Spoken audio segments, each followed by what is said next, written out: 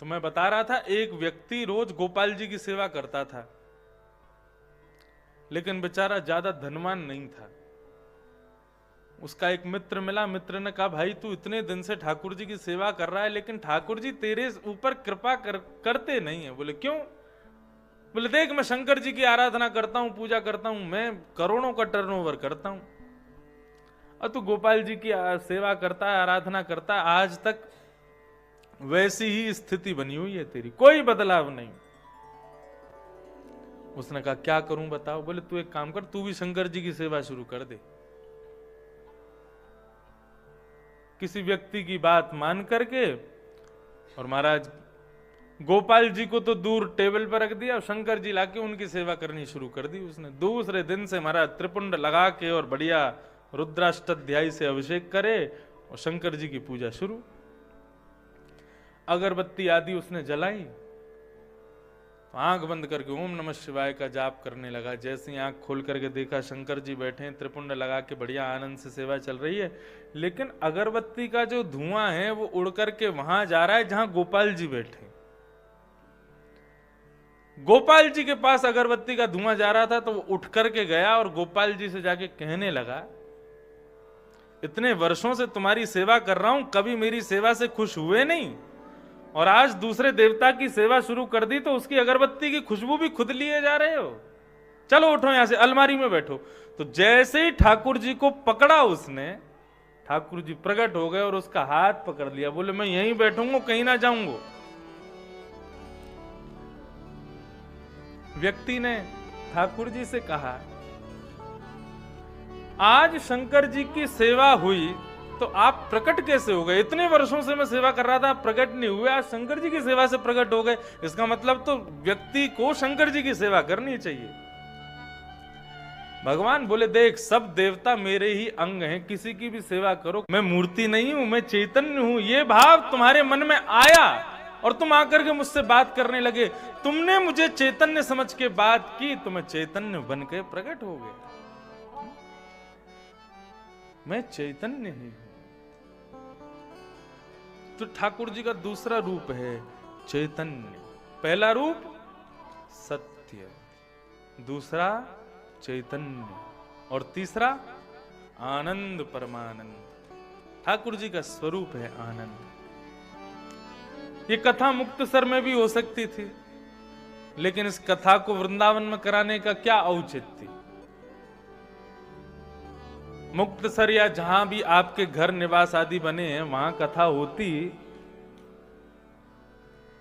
वहां पर भी संभव था, बल्कि इससे ज्यादा लोग आ जाते पंजाब से, हमारे भी प्रेमी नेमी आ जाते पंजाब के।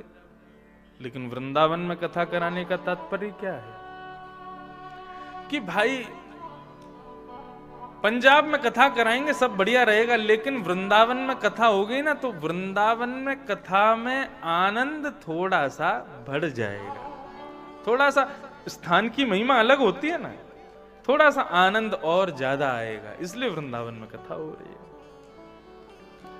तो ये आनंद जो है, सुख में और आनंद में अंतर होता है। सुख और आनंद एक बात नहीं होती। हमारे शरीर को व्यवस्था जब मिलती है, अरेंजमेंट्स सारे हमारे शरीर के अनुकूल होते हैं, तब जब हमको खुशी होती है उसको हम सुख कहते हैं। लेकिन हमारे शरीर के लायक कोई व्यवस्था नहीं है और उस अव्यवस्था में भी हमारा मन प्रसन्न है, उसको आनंद कहते हैं। समझ में आ रही है बात? सबसे बड़ी अव्यवस्था तो यही है, 4 घंटे किसी और को सुनना। भगवान गीता में अर्जुन को कहते हैं सबसे कठिन 2 काम संसार के कौन कौन से? बोले पहला कठिन काम है पढ़ना, स्वयं पढ़ना। किसी के द्वारा पढ़ाए जाना इतना कठिन नहीं होता, लेकिन स्वयं अध्ययन करना बहुत कठिन होता है। और दूसरा कठिन काम क्या है? बोले स्वयं शांत रह करके बहुत देर तक किसी और को सुनना, ये भी बहुत कठिन। तो ये कठिन काम है, क्योंकि आज के समय में मानव सुनना कम चाहता, सुनाना ज्यादा चाहता है। मेरी सुनो, मैं जो कह रहा हूं वो सुनो। सुनना हम कम चाहते हैं। तो ये बहुत कठिन है। 4 घंटे तक किसी एक व्यक्ति को एक चित्त एक आसन पर बैठ करके सुनना ये कठिन है, लेकिन फिर भी आप सुन रहे हैं। क्यों? सुख नहीं मिल रहा है, आनंद की प्राप्ति हो रही है। दिल्ली का कुतुब मीनार, आगरा का ताजमहल, व्यक्ति एक बार देख ले तो फिर महाराज सालों तक नहीं जाता।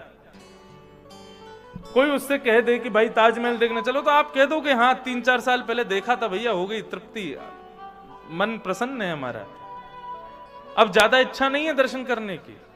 ताजमहल, कुतुब मीनार आदि देखने की, बस एक बार देख लिया हो गया। लेकिन कोई कहे राधा रमन जी चलो, बिहारी जी दर्शन करने चलो, तो आप ये थोड़ी कहोगे 3 साल पहले गए थे, 4 साल पहले गए थे। जितनी बार आपको ले जाया जाए उतनी बार जाने को तैयार हो। क्यों? क्योंकि ठाकुर जी का दर्शन सुख नहीं देता, आनंद प्रदान करता है। अभी कथा हो रही है, कार्तिक मास चल रहा है, कहां? वृंदावन में। अगली साल कथा होगी द्वारिका में। मुक्तसर वाले हमारे कहें आप लोगों से चलो उस कथा में भी चलो, तो आप ये थोड़ी कहोगे 6 महीना पहले तो सुनी थी। ऐसे थोड़ी मन में भाव आएगा, आप तुरंत कहेंगे हाँ भाई चलो। क्यों? क्योंकि कथा सुख नहीं देती, कथा आनंद देती। ये आनंद प्रदायिनी है। तो भगवान के 3 रूप, सत्य, चित्त और आनंद।